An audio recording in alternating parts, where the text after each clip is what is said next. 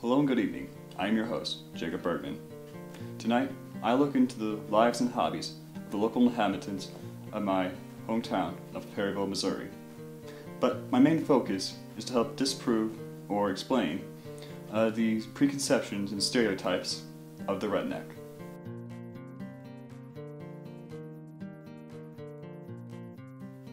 The term redneck usually refers to a Caucasian individual with roots in Midwestern America. The word alone brings images of duct tape, camel hats, country music, and chewing tobacco to mind. But is this all the country way of life has to offer? We ask proud rednecks in the city of Perryville, Missouri to debunk some of these preconceptions and explain the more accurate ones. When asked about how they feel about the term redneck, the response is usually boastful. I think it's a compliment. I take it as pride. According to sources, the origin of this word derives from farmers working in the fields and getting red necks. But the problem with labels is that they are usually escorted by prejudgment, like music preference. Chillax, Dave and Alan Co., Toby Keith, Moonshine Bandit, Trace Atkins. They're pretty good. Their choice of recreational activities. I go hunting a lot. I really like to go deer hunting and duck hunting and turkey hunting. Their occupation. So I don't live on a farm personally, but I do have a farm. I work on a farm. Farming is just something we do here in Perryville. Do a lot of work with horses and dogs, and help train dogs, like bird dogs for pheasant and quail hunting and duck hunting a lot, and tracking dogs and coon dogs. And fashion choice.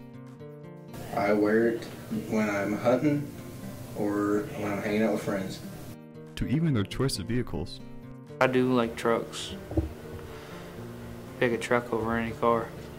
Contrary to popular belief, some rednecks don't enjoy NASCAR. I don't know. I think it's kind of stupid. They just keep making those left turns. Although it is a tool in every person's home, the views on the limits of duct tape vary.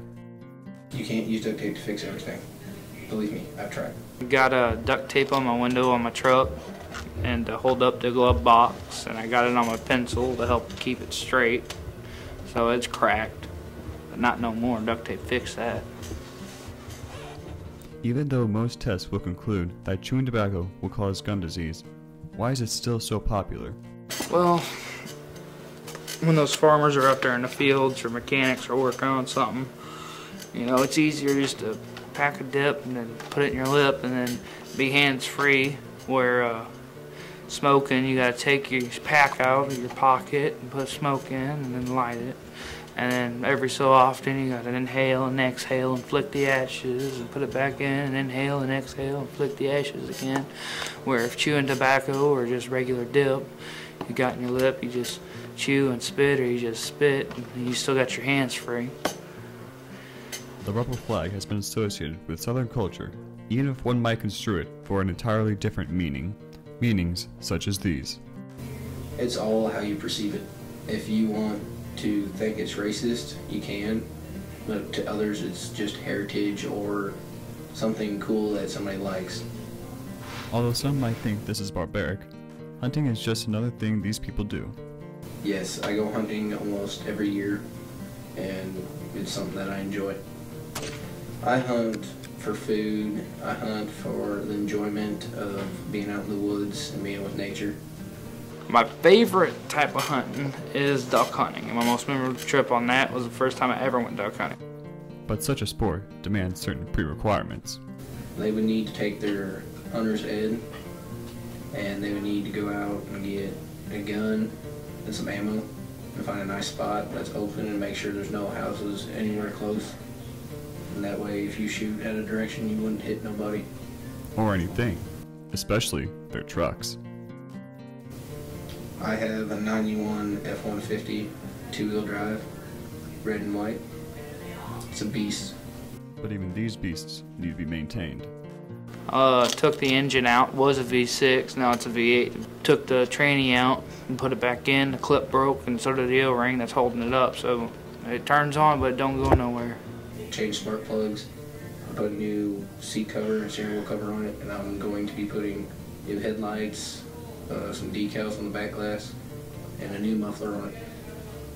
but of all the fun that they could have with their trucks, nothing can compare with mudding. First of all, the way you say it around here is called mudding.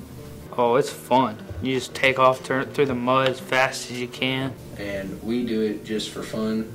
Slinging mud all over the place. It gets a girl in your truck, if you don't got a girl. Slipping and sliding, maybe roll a fool or something like that. What's not to like about a girl who's covered in mud? Over the past few years, comics embraced their heritage and shared it with the world. Let's see, Larry the Cable Guy. Yeah, he's pretty funny. Not all, but they are contributors of it. They all have their redneck sides, like everyone around here does. Bubba J after Jeff Dunham. He's just kind of stupid. But are these people making a positive image, or just perpetuating stereotype? Yeah, I think sometimes they're enforcing stereotypes. Other times they're decent people. I think they're doing a little bit of both. Sometimes they have good advice on like women and their problems, and then they also have some bad ones like. It doesn't matter who you are or where you're from. We all prejudge each other based on what we look like, what we sound like, or where we're from.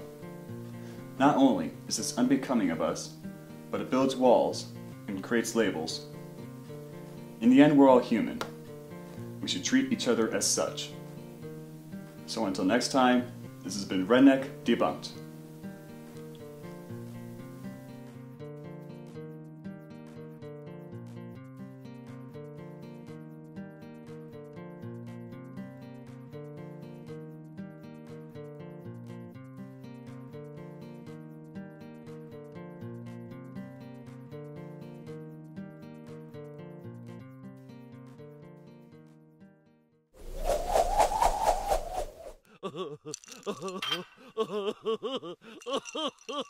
Oh,